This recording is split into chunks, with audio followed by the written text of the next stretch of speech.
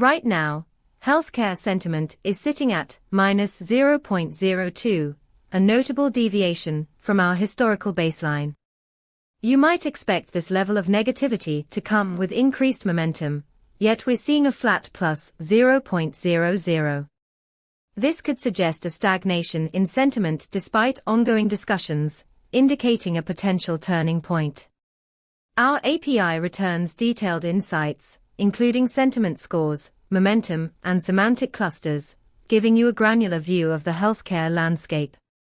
With 17 semantic clusters identified, you can dive deep into specific topics, uncovering nuances that might inform your next move. Imagine using this data to enhance your predictive models for healthcare outcomes, allowing you to proactively address public sentiment shifts or emerging issues. To explore how to integrate our Sentiment API, visit pulsebit.lojenterprise.com/docs. Let's turn data into actionable insights.